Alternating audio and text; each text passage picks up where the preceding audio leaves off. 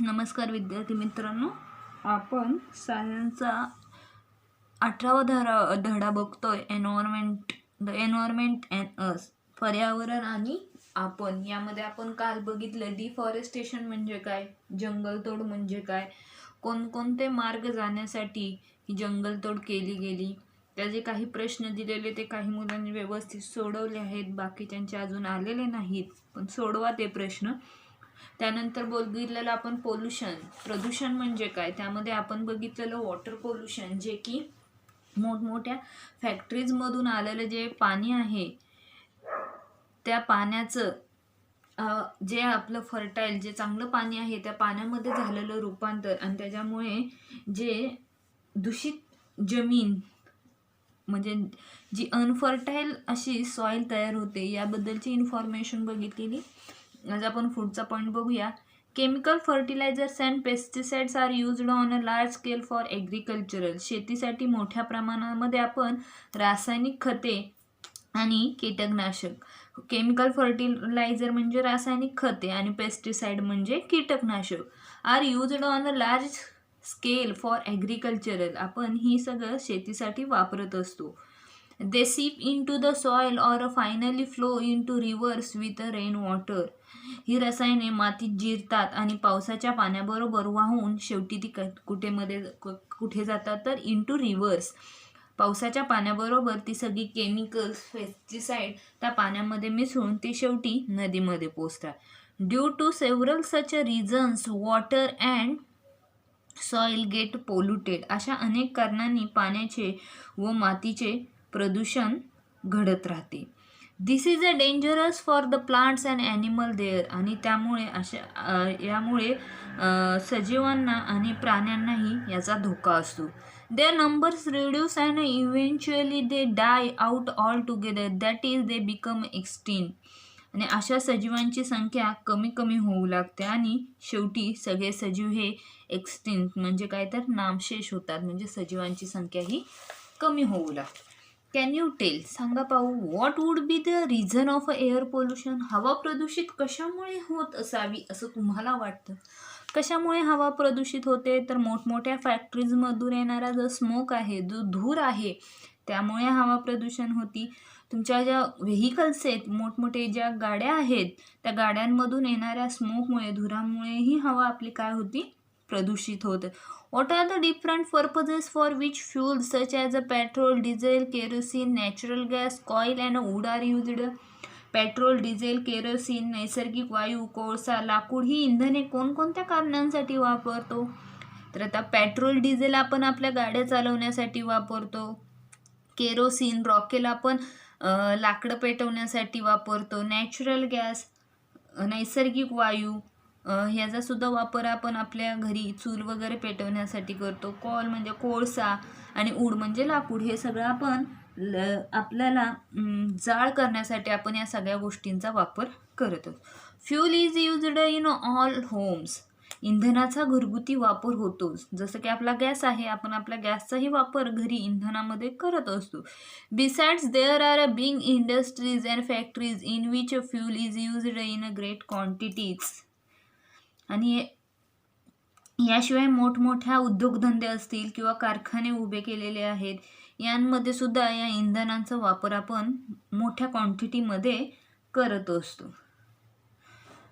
Poisonous gas sporting out of chimneys of a factories. या ज्या मोठमोठ्या कारखान्यांच्या ज्या चिमण्या दाखवल्या, त्या चिमण्यांमधून चिमण्या म्हणजे धूरकांड्या ज्या असतात, त्यामधून बाहेर पडणारा हा विषारी वायू आहे. On the one hand, tremendous quantities of carbon dioxide enter the air due to the burning of a fuel. एकीकडे इंधनाच्या ज्वलनातून कार्बन डायऑक्साईड, ट्रिमंडस म्हणजे प्रचंड असा, क्वांटिटीज म्हणजे भरपूर, ट्रिमंडस म्हणजे असंख्य अशा क्वांटिटीजमध्ये कार्बन डायऑक्साईड हा जो वायू आहे तो काय होतो तर आपल्या हवेमध्ये मिसळतो. On the other hand, due to the large scale deforestation, तर दुसरीकडे प्रचंड अशा मोठ्या प्रमाणावर डिफॉरेस्टेशन केलं जातं, म्हणजे जंगलतोड केली जाते. The number of trees available for absorbing this carbon dioxide is a dwindling. म्हणजेच काय तर जंगलाचाही ऱ्हास होत गेला, कमी कमी होत गेला. यामुळे वाढलेला जो कार्बन डायऑक्साईड आहे तो शोषून घेण्यासाठी वनस्पती काय होऊ लागल्या, अपुऱ्या पडू लागल्या. ड्विलिंग म्हणजे अपुऱ्या पडू लागल्या, कमी पडू लागल्या. As a result the proportion of carbon dioxide in the air is raising continuously. यामुळेच वाढलेला कार्बन डायऑक्साईड शोषून घेण्यासाठी वनस्पती अपुऱ्या राहिल्या आणि याचाच परिणाम काय झाला तर हवेतील कार्बन डायऑक्साईडचे प्रमाण हे काय होत गेले, प्रोपोर्शन वाढत गेलं. When the proportion of carbon dioxide in the air rises it leads to rise in a temperature.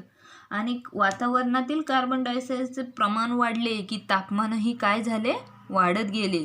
We see such a temperature rise in all parts of the world. आणि अशी तापमान वाढ जगाच्या सर्व भागात आपल्याला काय होऊ लागली तर दिसून येऊ लागली. का झालं असं तर ज्या मोठमोठ्या फॅक्टरीजच्या चिमण्यांमधून त्या जो धूर बाहेर येऊ लागला, तो धूर म्हणजे त्यामधून आलेला एक विषारी वायू जसं की कार्बन डायऑक्साईड आहे, हा प्रचंड प्रमाणात हवेमध्ये मिसळू लागला. आणि तो हवेमध्ये मिसळल्यानंतर त्याला ॲब्झॉर्ब करण्यासाठी आपल्या वनस्पतीही कमी पडू लागल्या. वनस्पती का कमी पडू लागल्या तर तिथं डिफॉरेस्टेशन जास्त झालं, जंगलतोड जास्त झाली त्यामुळे.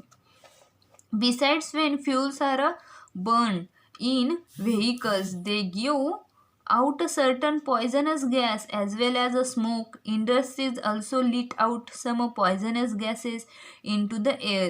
This leads to air pollution on a very large scale. याशिवाय इंधनाच्या ज्वलनातून काही जे पॉयझनस गॅस म्हणजे विषारी वायू मोठ्या प्रमाणावर धूरही निर्माण करू लागली. त्याचबरोबर उद्योगधंद्यातील हवेत काही विषारी वायू मिसळले गेले. यामुळे हवेचे मोठ्या प्रमाणावर काय झाले तर पोल्युशन झाले, म्हणजे एअर पोल्युशनही झालं. पुढे आहे कॅन यू टेल. सनलाईट दिले, क्वेश्चन मार्क दिलाय, पुढे ग्रासहोपर दिले आणि बर्ड्स दिलाय. ही काय आहे तर फूड चेन आहे. जसे की आपण अन्न खाऊन जगतो त्याचप्रमाणे हे जे प्राणी आहेत त्यांना सुद्धा त्या अन्नाची गरज असते आणि हे अन्नाची गरज ते कशी पूर्ण करतात, this is a food chain. You see a food chain in the picture above. आपल्याला वर एक फूड चेन दिली. One of the links is a missing. या चित्रामध्ये जे प्रश्नचिन्ह दिलंय तिथे एक काय आहे तर मिसिंग आहे. What effects will it have on the grasshopper. साखळीतील नाकतोड्यावर काय परिणाम होईल. On the bird what picture should there be the blank space. मग पक्ष्यावर काय परिणाम होईल आणि त्या निखळलेल्या म्हणजे जे मोकळं आहे या चित्रामध्ये कोणता प्राणी असेल किंवा काय असेल. If this living things really died out what would be the threat to the entire living world. तडीतील सजीव नाहीसा झाला तर संपूर्ण जीवनसृष्टीला काय होईल, धोका निर्माण होईल. Discuss our answer in the class. आपल्या क्लासमध्ये हे आन्सरसाठी आपण काय करणार आहे तर डिस्कशन करणार आहे. म्हणजेच काय तर सूर्यप्रकाश आहे, सूर्यप्रकाशामुळे इथं काय येईल तर ग्रास म्हणजे गवत. या गवतावर हे ग्रासहोपर अवलंबून आहे आणि या ग्रासहोपरवर बर्ड. जर हे गवतच ह्या ग्रासहोपरला भेटलं नाही तर ग्रासहोपर जगेल का, नाही. आणि हा ग्रासहोपरच नाही जगला तर हे बर्ड जगेल का, नाही. म्हणजे काय तर एकावर एक असं हे फूड चेन अवलंबून असते एकमेकांवर. The need of a maintain environmental balance. पर्यावरण संतुलन राखण्याची गरज का आहे. Due to human intervention in nature large scale changes are taking place in the air, water and land. मानवाच्या निसर्गातील हस्तक्षेपामुळे हवा, पाणी, जमीन अशा सर्व ठिकाणी मोठमोठे बदल घडून आले. Also these non-living or abiotic components are getting polluted. Non-living म्हणजे काय तर आता इथं दिले living and non living thing आपण बघितले. लिव्हिंग म्हणजे सजीव, नॉन लिव्हिंग म्हणजे निर्जीव, बायोटिक म्हणजे जैविक अँड अबायोटिक म्हणजे अजैविक. मग non living or abiotic components are getting polluted. यामुळे अजैविक घटकांचे प्रदूषण होते आणि याचा परिणाम कशावर होतो तर लिव्हिंग थिंग्सवर होतो. या अजैविक घटकांचा परिणाम हा existence of a living things is a trended त्या जैविक घटकांवर होत असतो. While several living things have already become extinct if one factor of environment is damaged. आणि तर काही जैविक घटक नष्टही झालेले आहेत आणि पर्यावरणाच्या एका घटकात बिघाड झाला तर इतर घटकांशीही काय होतं डॅमेज होतो. इतर घटकही इन्व्हायरमेंटल बॅलन्स डिस्टर्ब होतो. एका घटकामुळे दुसरा घटकही डॅमेज होऊ लागतो. Its relationships with other factories also get affected and environmental balance is a distributed. आणि त्यामुळे एन्व्हायरमेंटल बॅलन्स हा काय होता distributed. From time to time some of the living things on the earth become extinct but today this process is taking place at much faster rate. This is a treat for the whole living world. आणि पृथ्वीवर जैविक घटक वेळोवेळी त्यामध्ये काय अंतर्गत होत असतात म्हणजे त्याचा नामशेष होत असतो आणि सध्याच्या काळामध्ये या प्रक्रियेत खूप वेगानं होत असल्यामुळे सजीव सृष्टीला धोका आहे. म्हणजे जरी आपल्या या फूड चेनमध्ये एखादा जरी घटक हा नसेल तर त्यामुळे पूर्ण जी आपली फूड चेन आहे ती फूड चेन काय होते विस्कळीत होते नाहीशी होते. आता जो राहिलेला पॉईंट आहे तो आपण पुढच्या तासाला बघूया म्हणजे आपला हा लेसन संपेल. तोपर्यंत तुम्ही आज होमवर्कला काय करणार आहात तर हे कॅन यू टेल सोडवणार आहात आणि right down the causes of air pollution and second प्रश्न आहे write down the causes of air pollution water pollution. Air pollution आणि वॉटर पोल्युशनचे कॉजेस लिहायचे तुम्हाला. तरीही मी प्रश्न लिहून पाठवेन ते तुम्ही सॉल्व करायचे आहेत. काही अडचण असल्यास विचारा. थँक्यू.